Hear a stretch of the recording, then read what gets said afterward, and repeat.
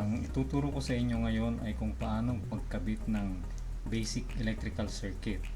Ang gagamitin nating mga pyesa para magawa ito ay, of course, meron tayong power supply. Dito ako kukuha ng power source. Then meron tayong mga electrical wire connectors. Meron tayong isang LED at meron tayong isang resistor. Okay?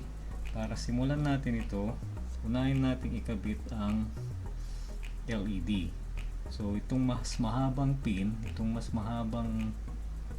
paa niya, yan ang ating positive side. So lalagay ko yan dito sa breadboard. Yan.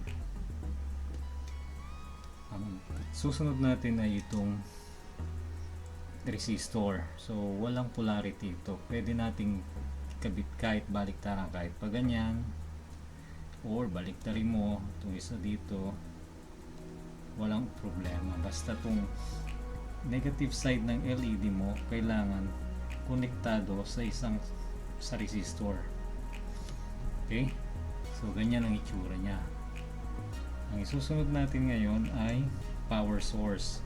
So maglalagay tayo ng line. Ililipat ko lang ito dito. Okay, tapos maglalagay tayo ng line dito ngayon sa power source, positive side. Ang gagamitin kailangan natin is yung 5 volts. So mayroong 5 volts dito. Oops, 5 volts. Ito.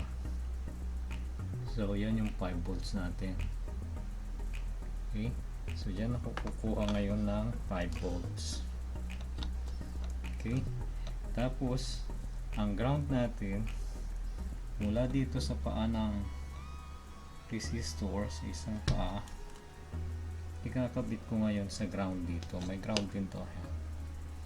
So lalagay ko lang dito sa ground. Okay, ngayon kompleto na yan. Yan na ang isang basic electrical circuit natin. So positive tong orange, negative yan.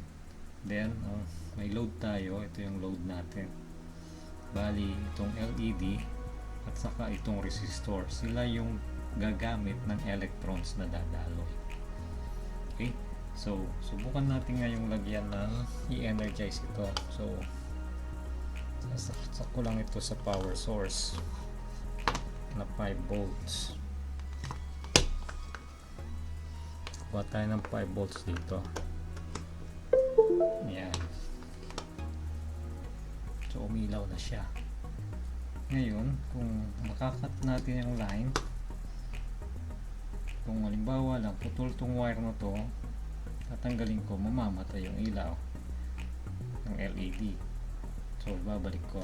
So same as here, kung may putol dito sa side na to, tong ground side, may putol yung wire mo, mamamatay din. Okay, so ganyan ang nangyayari.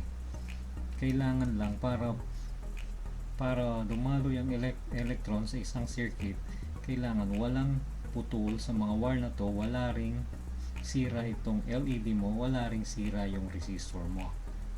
Kasi kung halimbawa patay yung resistor, putol, tatanggalin ko. So hindi nadadalo yung kuryente.